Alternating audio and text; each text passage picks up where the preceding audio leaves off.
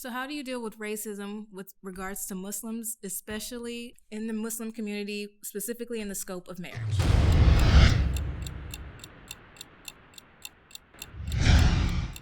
Welcome to FaithIQ, where we answer questions about Islam. If you haven't already, hit the subscribe button and this notification button so that you can be notified whenever there's a new video. And now, I think that when you live in a society where you are the minority, and there's oppression that's being put upon you, this upholds. Now, it's not to the extent where Black Muslims are being held from going to the masjid. We can't go pray. It's not that, but it's the more subtle nuances that happen on a day-to-day basis, just with the minority versus the majority of Muslims in the community. So, I mean, what are your thoughts on that? I'm not sure yet. I understand what you're. So if we're saying that there is no blessing with oppression. Yes. And then you have a Muslim community whereby just the Black Muslims in that community are not seen as the same as other Muslims in the community. Yes. For instance, Is that not oppression? Say, hey, someone's coming starting trouble. They'll say, look around the room. Hey, you, Black dude, can you help us out here? If we had to make it a black and white dialogue, if we had to make it a black and white dialogue, that's literally what it is. So you have a white Muslim is never seen as the same as a Black Muslim, treated within the Muslim community. But what do you mean by, so Kahari's giving me very specific examples, but even Kahari's specific examples could be, is that because you're Black or is it because of the capacity of you working at the masjid? No. You know what I'm saying? Hey, can you do security? Is that because you're Black or is it because you're 6'4" and 300 pounds? There's trouble. Am I gonna call I'm just assuming that if someone saw trouble that they would point at me and say, hey, can you help? Just because look at me, I'm just look like an action figure. Speaking in terms of as a matchmaker. Okay. Excellent. Now I'm getting some sort of clarity. When Muslim after Muslim after Muslim after Muslima is being interviewed and they tell you, and you're point blank asked, what are you looking for in terms of ethnicity? How open-minded are you? Absolutely. And they name everything except Black. Caucasian, absolutely. White, yes. The family would be except Black. And usually it starts off with I'm open. And when you're asked, when you're probed, how open are you? If I were to introduce you to a Black brother, has everything you're looking for and then some, above and beyond. No, that would be. So what do you call that? But we've had this discussion before, right? When it comes to marriage, this is personal preference. In the previous event in ROIC, I said the same thing. The guy was saying, I get rejected because I'm Arab and all the Desis reject me. It's not about rejection. Everybody has a preference. So most people want to marry the similarity. Because I am from a certain place, I like a certain food. I would like to be with somebody who likes a certain food. That doesn't mean anything is wrong with you. But that's different from her saying, every single race is okay. I'm open, and then every single race is okay. Oh no. How does a brother who goes to the masjid and insists that a woman prays upstairs have no presence downstairs or in the same musalla? How is that? How when he makes the argument that this is my preference and you are not like a man and therefore you should pray upstairs? How is that different? I'm your marriage thing, not about praying upstairs. No, but I'm using it as an example that we say it's preference, but then at one point does it become, you know what I mean? Discriminatory.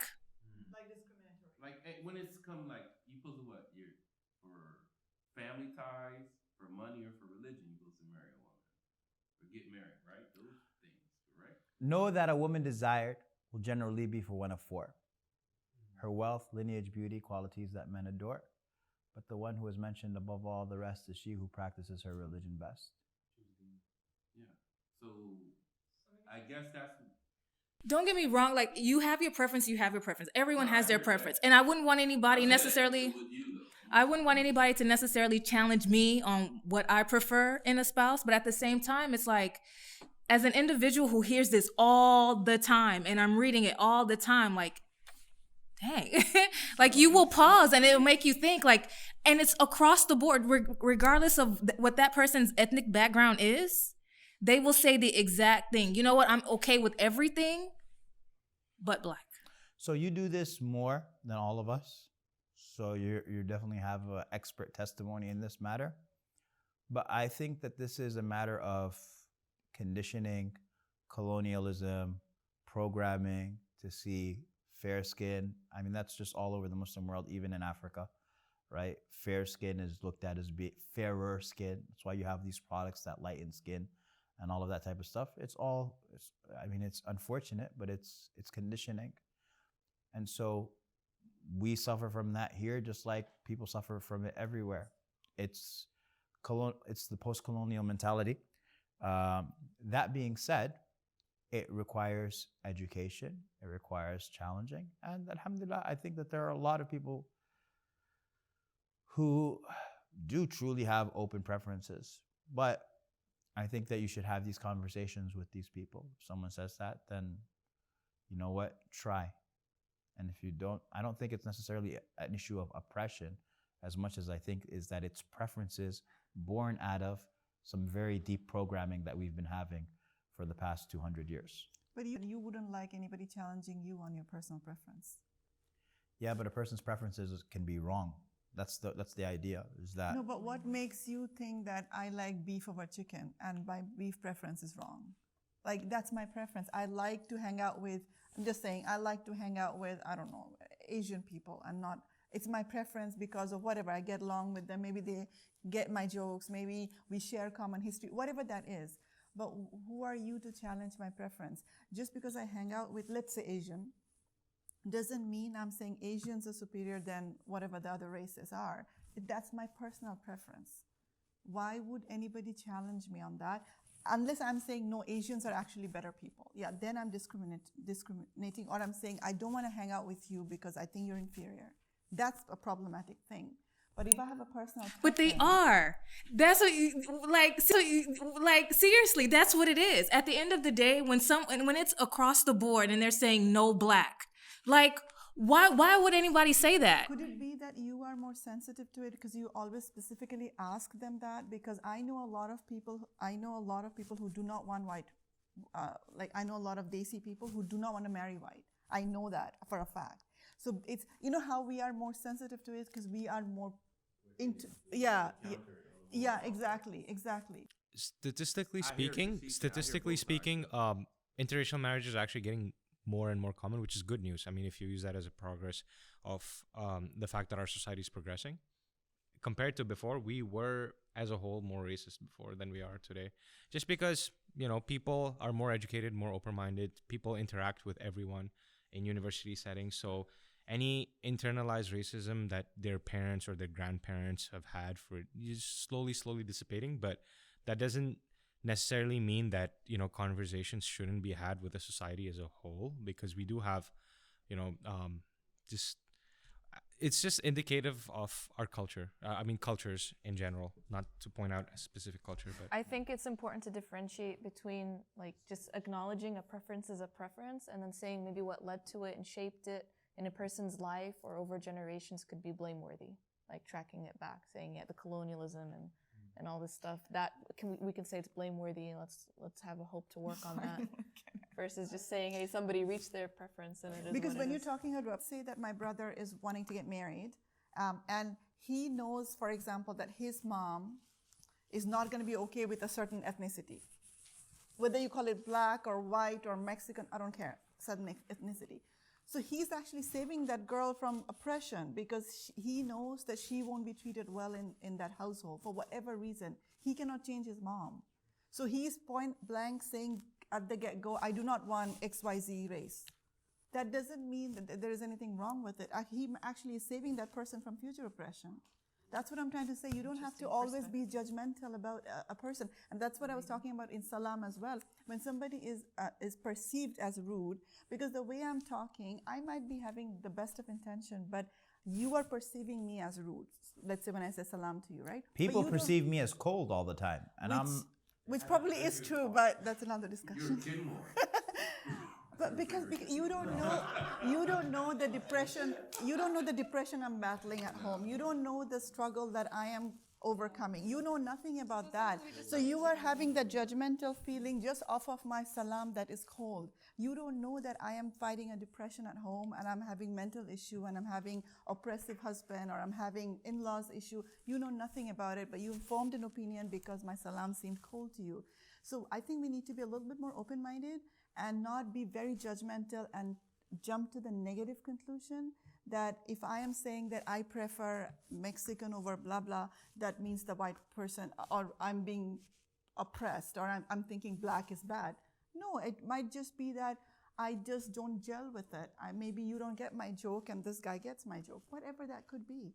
So I think we should be a little bit more open-minded. Yeah, I want to buttress something about what you said earlier, that, I mean, there are actually some people who don't want white. And I had a case of an Egyptian sister who, I mean, found a white brother to marry. And, I mean, she actually said it's a situation that she finds very funny because she had to come to the imam of our masjid, who is a black brother, but is an imam, to talk to his dad, to talk to her dad, so he could allow her to marry the white brother. So, I mean, generally, yes, you will say that, I mean, there could still be the element of colonialism, that people are still afraid of black people generally. It's and it's because of the way blacks are perceived in the society, and it's not just blacks. I know something that people seem to think about Arabs, that they think they are the best of races, and any other kind of race doesn't matter or care where they're coming from. They think those races are not in their behind them. And I know of an Islamic school, so to say, in the Houston area, and that has a large population of Arabs. And I know some sisters who are, some were black and some are other, Mexican, and they withdrew their children from the school because they felt that the Arab population there feels Arab supremacy over them. So it's not necessarily only over blacks. Yes, within the community, it will seem that, and it's possible, but a lot of people, like Zuhal said that people are transcending that, and there are interracial marriages. Then we should be more open to that, trying to encourage that, and look at whatever little success we find in that area, try to put it up so people will actually get to know that it's possible. Man, even but racism, just think of it. Our Prophet ﷺ, his last sermon, his last khutbah, race was brought up in it. So whether it's happening to you or against you or through you, we're all going to be facing this particular issue. And it's always been there. And it's not a new issue. But It's just not think a of new it. issue. The last thing our Prophet talked about, his last khutbah. Think about that. And then the Prophet said that there's like a disease that will never leave my ummah, and racism and something else.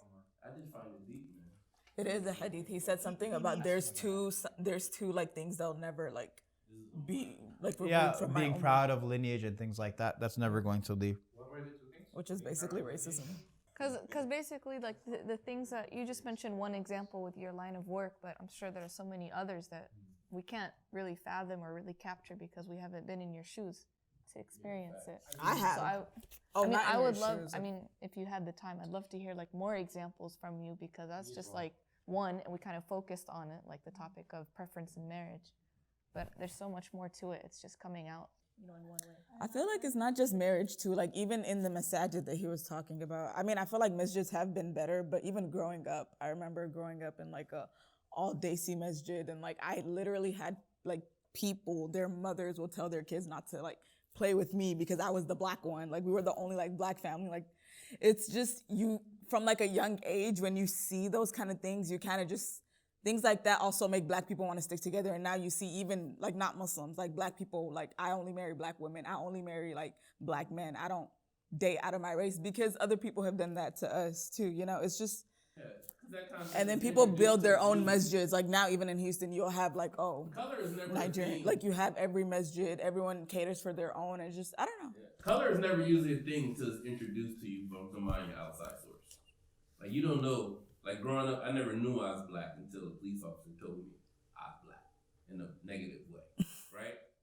You don't know these things. So how right? old are you? Yo, like 10, something like that. Like my stepdaughter never even paid attention till she was black until she came home one day and said, some boy told me my skin is poo. Like what? She's 6 years old. 8 years old at this time.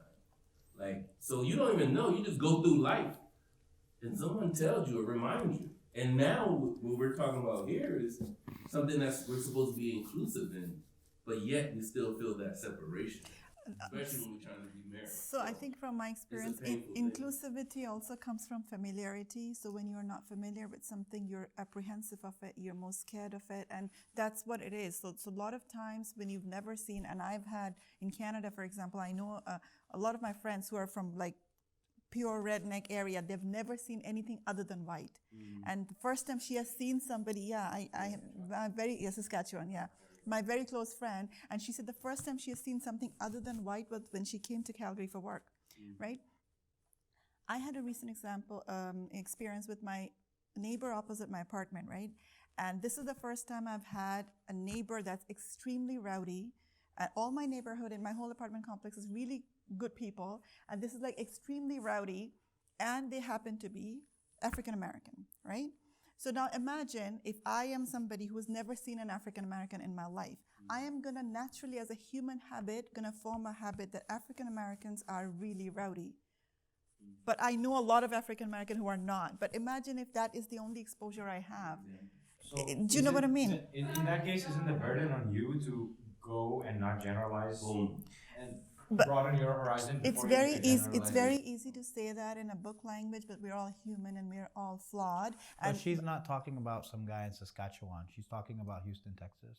yeah, so And you know what I mean? These are like urban centers we are where you human interact with beings, so people. we are not gonna now go ahead and say, you know what, let me now make a research and figure out if you are the norm or if you are the exception.